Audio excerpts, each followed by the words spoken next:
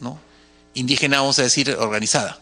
Entonces, las organizaciones indígenas existentes han tomado la representación nacional, ¿no?, y eso es, por lo menos, nuestra mejor solución actualmente, pero no todos los espacios indígenas del país están representados por las representaciones nacionales. Entonces, hay todo un tema complejo, vamos a decir así, de construcción de un proceso de representación nacional y regional de los pueblos indígenas que actualmente no está completamente terminado, por decirlo así.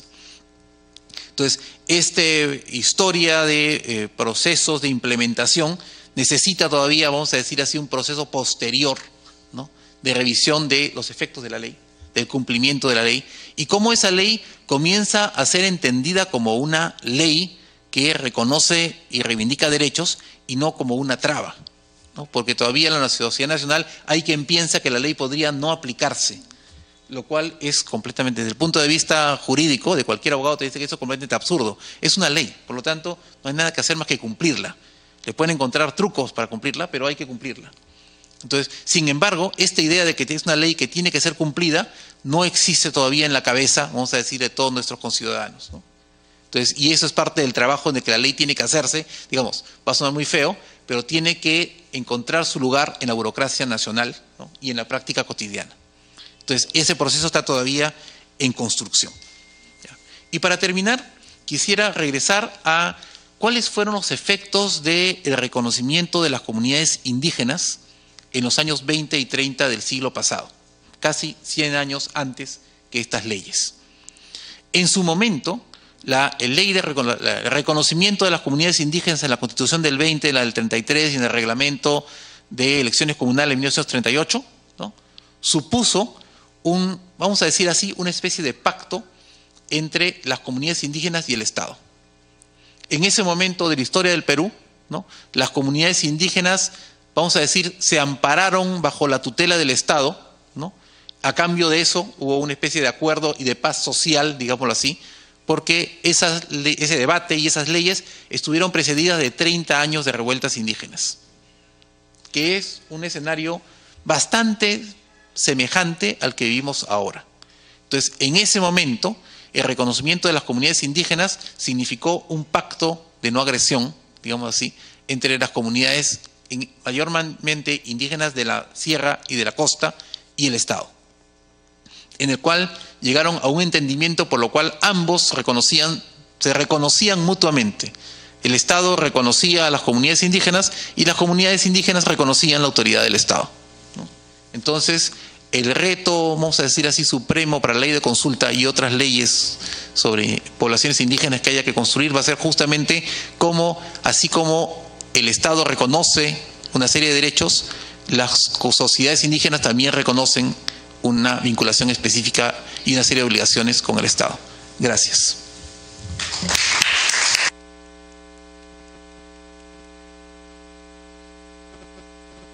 Bien, muchas gracias al señor Alejandro Díez Hurtado. Seguidamente, también para los comentarios, la señora vicepresidenta de la República, Marisol Espinosa Cruz. La señora Marisol Espinosa es natural de Piura, es la primera vicepresidenta del Perú y congresista de la República por la región Piura, abogada y periodista de profesión, graduada en la Universidad de Piura y la Universidad de San Martín de Porres. Cuenta con estudios de maestría en economía, estudió política y gestión social en la Fundación Nuevo Periodismo Gabriel García Márquez en Colombia y realizó un programa de alta dirección en la Universidad de Northwestern en Chicago, en los Estados Unidos. Señora vicepresidenta, por favor.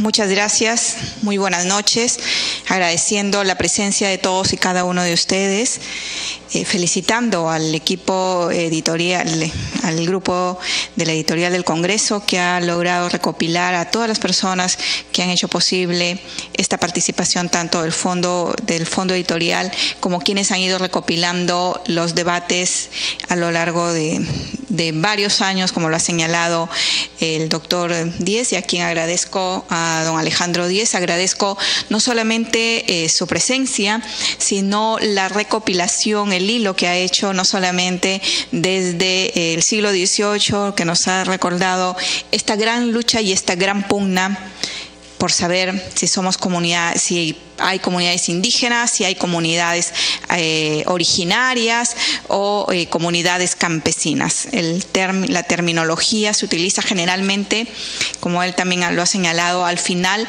para evitar que una ley se cumpla. Y creo que esto ha sido uno de los problemas cuando se puso en debate toda la legislación vinculada a los artículos 1015, 1064, 1073 y 1090.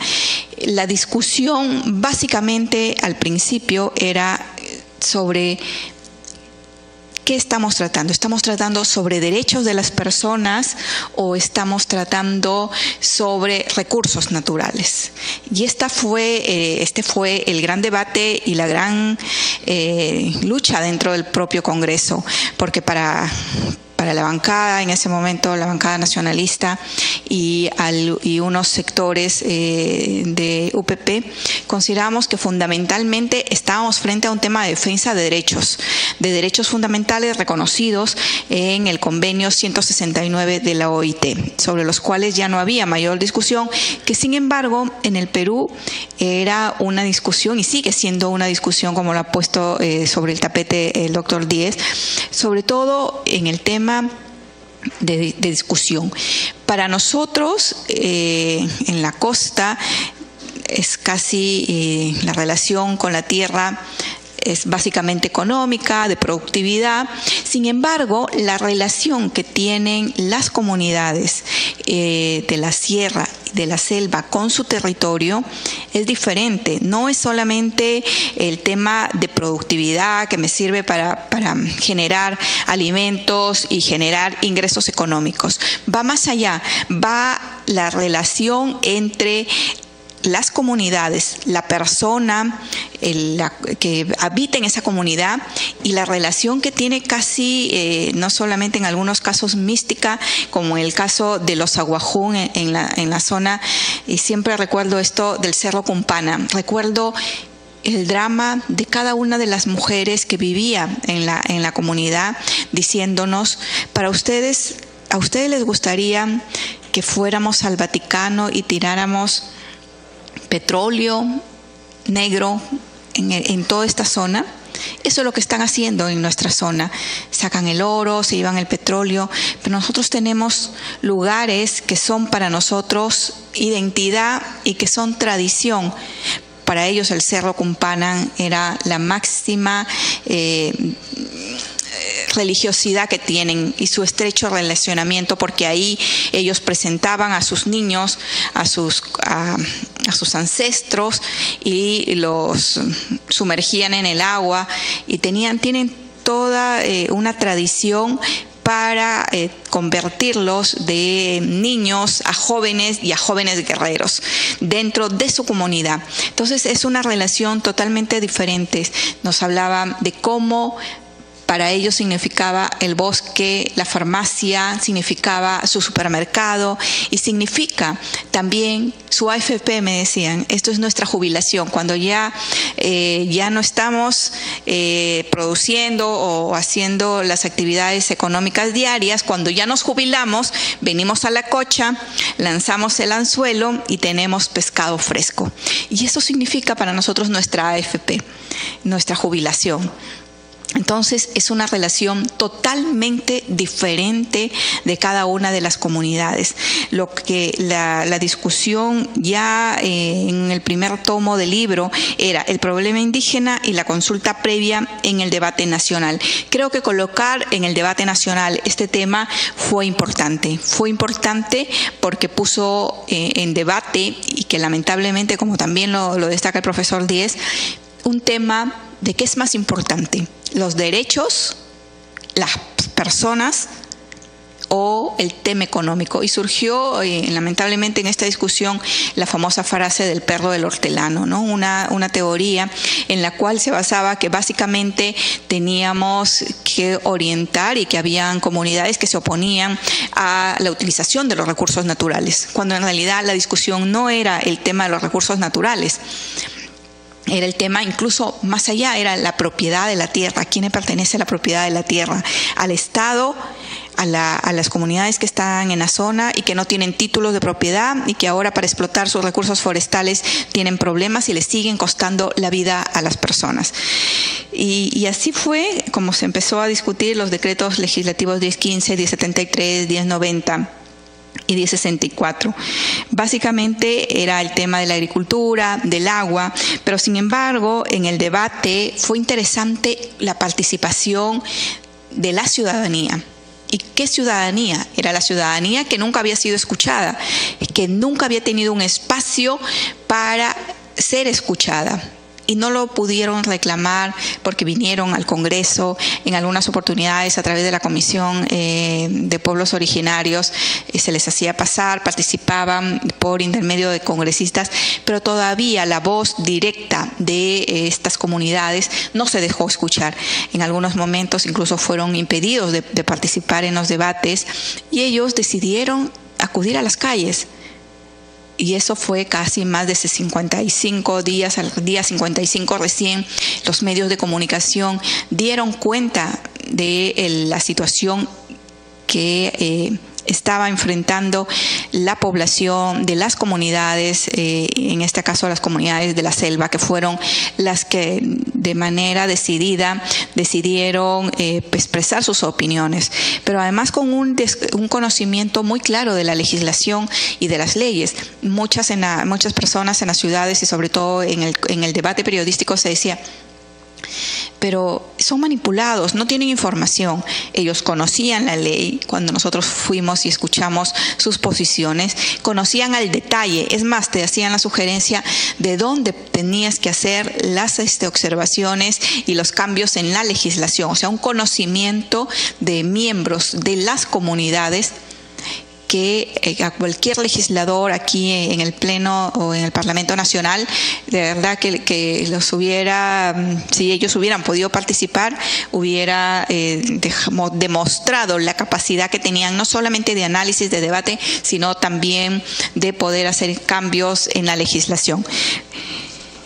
Recuerdo también el desconocimiento por parte de los funcionarios, de muchos funcionarios de los ministerios involucrados, ministerios que eran claves para entender y ayudar en todo el proceso de diálogo nacional, porque lamentablemente lo que no se pudo instalar en el Pleno fue el diálogo nacional, un diálogo donde las partes tuvieran participación no solamente activa, sino que las partes pudieran señalar y definir, sobre todo considerando que eran parte involucrada, porque la ley estaba destinada a estas comunidades y al manejo de sus recursos naturales, de cómo ellos podían participar. Entonces se instaló en el tema de la agenda nacional cuál era la participación y cuál era la discusión. Eran pueblos originarios, eran comunidades campesinas, y entonces también, hecha la ley, hecha la trampa, ¿no? Surgió el tema, bien, bueno, vamos a reconocer según el convenio 169, pero no todos pueden ser comunidades campesinas o comunidades originarias. Entonces, para que puedas participar de una consulta previa vas a tener que cumplir ciertos requisitos. Tener un idioma original, por ejemplo, vivir en determinado territorio, y al final estos pequeños detalles son los que en algunos momentos hacen que la ley no se pueda aplicar. ¿Por qué? Por una simple y sencilla razón. Los pueblos originarios de la selva son nómades. Y en algunas áreas compartidas. Por ejemplo, ustedes pueden encontrar comunidades aguajún tanto en Loreto, como pueden encontrar en las zonas de Amazonas, de Nieva, como los pueden encontrar en la zona del Ecuador. Y claro, la ley te señala que tienes que ir territorialmente en una área de circunscripción, lo cual en la práctica, claro, si las comunidades se trasladan y están en una franja, por ejemplo, entre Loreto y la frontera con el Ecuador, entonces prácticamente terminas descartadas. Y claro, ¿cómo aplicas la ley? ¿Cómo exiges el cumplimiento de la ley? Porque tú no cumples los requisitos que señala la ley. Esta es una de las correcciones que tenemos que hacer. Pero adicionalmente, el tema de la discusión. Se va a aplicar la ley, hay algunas comunidades como la zona de Cañaris. Cañaris es una comunidad originaria que es la única comunidad quechua hablante en la zona de Lambayeque. Nadie piensa que en esa comunidad instalada hay población originaria, pero sin embargo no se le reconoce la ley de la consulta previa por una simple y sencilla razón. Dice, tu idioma originario es español porque en la costa hablan español. Entonces es imposible que exista una comunidad quechua hablante en la costa. No. Esto es solamente para la sierra y la selva. Pero es una realidad. Está la comunidad de Cañares y no se le aplicó la ley por una simple y sencilla razón de que está en algunos temas diseñada para que puedan irse quedando fuera muchas comunidades y no pueda ser escuchada su voz. Ante esta situación, también otro de los temas que surgen y fue la lucha permanente por esa bandera de lo que significaba no solamente recuperar sus territorios, mantener el tema de propiedad, la identidad, el idioma propio, porque hay comunidades, por ejemplo, en las cuales aquí mismo en la Sierra de Lima hay una comunidad que solamente ya quedan creo que 9 personas que hablan el idioma. Y en otras comunidades como unas comunidades instaladas en la zona entre Junín y Cusco, hay 34 personas de una comunidad que tienen el idioma. Entonces, claro, para aplicarse la ley con 34 personas, no es aplicable la ley de consulta previa. Y en la práctica lo que tenemos son unas listas que todavía no terminan de diseñarse por parte del Ministerio de Cultura y en la cual tenemos que avisarle cada cierto tiempo, señora ministra, pásenos la lista de quiénes y cuáles son las comunidades originarias activas. Y llega el momento de aplicarse la ley, por ejemplo, para el caso de Beca 18 o los programas sociales.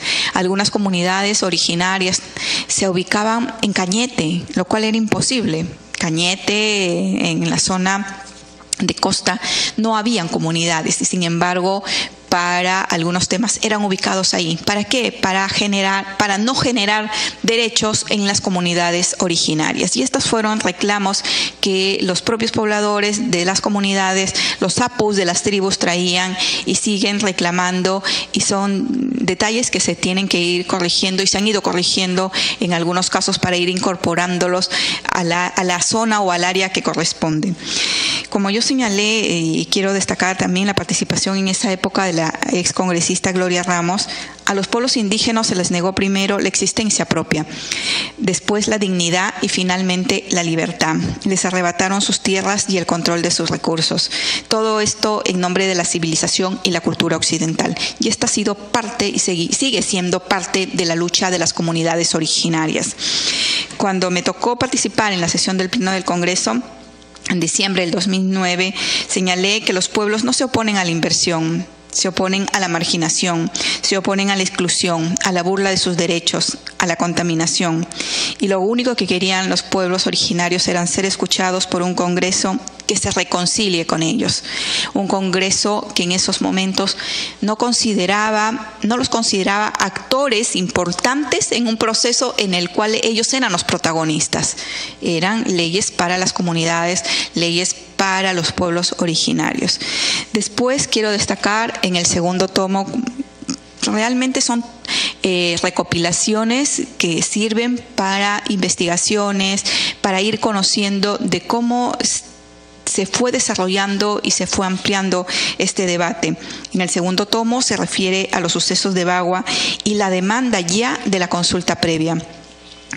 Y esto señala, sin embargo, la participación de organizaciones como AIDESEC, o de COFRO y una serie de organizaciones de pueblos originarios que participaron y trajeron tanto a la Comisión como al Pleno del Congreso sus recomendaciones. Después, estos hechos, básicamente, como señala el doctor Alejandro Díez en el prólogo, el debate sobre la consulta indígena no se limita a temas de representación, reconocimiento o provisión de tierras o derechos, sino que deriva hacia una serie más concreta y más profunda sobre temas fundamentales en el país, y creo que el tema de derechos sigue siendo un tema de derecho fundamental en el cual las comunidades siguen centradas y que siguen reclamando ser escuchadas el día de hoy. Todavía hay los procesos que se instalaron en el 2013, ni siquiera han sido culminados. Para mañana se está anunciando un nuevo proceso de consulta en la comunidad de Ancas que demorará 3 o 4 años, tal como está diseñado.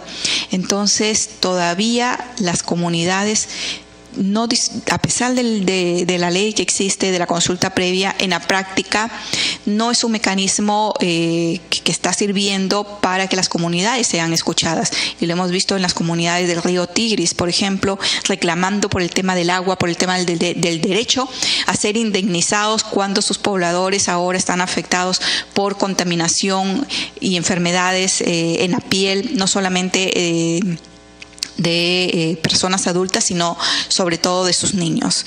Y estas son las situaciones que todavía nos interpelan como sociedad. Y además creemos que el diálogo y la participación ciudadana tiene que seguir siendo una apuesta tanto del Congreso como de la sociedad civil. Y creo que esto nos demanda y nos implica realizar mayores esfuerzos para poder integrar y finalizar que este proceso de consulta sea aplicable. Porque si bien es cierto, esta lucha fue una lucha de muchas décadas del proceso instalado, porque solo el tema de instalar en la agenda la discusión entre indígenas, comunidades campesinas, el derecho a la propiedad de la tierra, data desde 1900, fue evolucionando y ya no era si el indígena o el miembro de la comunidad es sujeto de derecho, ¿no? Porque ya nadie lo duda, ya es sujeto de derecho.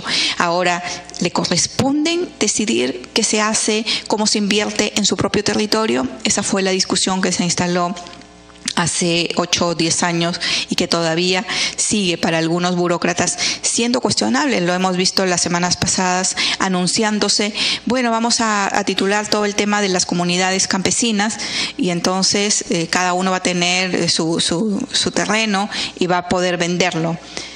¿Cómo quieres desarrollar comunidades? ¿Cómo quieres desarrollar solidaridad? ¿Cómo quieres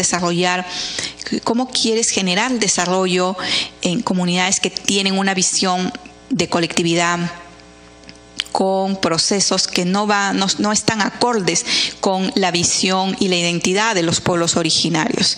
Entonces, todavía tenemos pendiente una tarea, hacer que esta ley realmente se cumpla, que esta sea de mucho más rápida aplicación y sobre todo garantizar que los derechos de ser escuchados, de tomar las decisiones dentro de sus comunidades sean respetados. Yo quería señalar que creo que el tema de consulta previa es un tema que tiene que instalarse definitivamente en la gestión pública. Tenemos que garantizar que las ciudadanías, no solamente de la costa, sino la ciudadanía, porque a nadie aquí en Miraflores, si se instala una mina, ustedes ven mañana protestando a los ciudadanos porque al alcalde lo quieren revocar por determinada actividad. Sin embargo, si se instala una actividad que contamina, que los niños están muriendo, que los niños terminan afectados no solamente en la piel, sino contaminada su sangre, van a tener que irse hasta la comunidad internacional, a la Corte Interamericana de Derechos Humanos, 5 años, 10 años, para reclamar sus derechos, que efectivamente los logran, pero una vez que logran la sentencia, que la cumplan en el país, demora otros 5 años. Todavía no hemos logrado que los derechos de las comunidades, de los pueblos originarios se cumplan. Y esta es parte de nuestra tarea, que los derechos de los pueblos originarios a través de la consulta previa sean derechos reales, derechos de ejercicio y derechos de ciudadanía. Yo quiero agradecer este esfuerzo de trasladar el debate, de ponerlo nuevamente sobre la agenda, porque estoy segura que se convertirá estos 3 tomos en una importante herramienta para la consulta, para el análisis y sobre todo para el debate nacional, y que personas expertas en el tema, y por eso quiero agradecer a don Alejandro, puedan ayudarnos a señalar cuál es el derrotero para que este derecho de la consulta previa como derecho ciudadano se cumpla y además sea efectivo, que ayude a disminuir la conflictividad en el país, porque parte de la conflictividad en el país es eso, el reclamo de ciudadanías que no son escuchadas y que no fueron escuchadas y que para hacerse escuchar significó mucho derramamiento de sangre, dolor y muchas lágrimas. Y creo que esto que está instalado todavía, ese luto instalado en las comunidades de Bagua, en algunas comunidades de nuestra selva, con nuestros pobladores ashánicas, con los pobladores aguajón, con los pobladores de las comunidades quichua, todavía sigue siendo un reto, el reto de hacer que la ley de consulta previa sea una ley efectiva. Y esta es la tarea que creo que asumimos para la próxima legislatura y para seguir avanzando en temas tan importantes como es recuperación de derechos y ciudadanía. Muchísimas gracias a todos y cada uno de ustedes por compartir esta jornada y a animarlos a que nos ayuden a seguir instalando este tema en el debate parlamentario. Muchísimas gracias. Buenas noches. Bien, muchísimas gracias, señora vicepresidenta de la República y congresista de la República, Marisol Espinosa Cruz. Estamos llegando a la parte final de esta presentación de esta obra de 3 tomos, como ya se ha dicho, sobre el debate parlamentario de la consulta previa a los pueblos indígenas y la derogatoria de los artículos o de las leyes que ya, de los decretos legislativos que ya se han señalado. Llegamos a la parte final. Agradecer a todos ustedes por su presencia en esta presentación.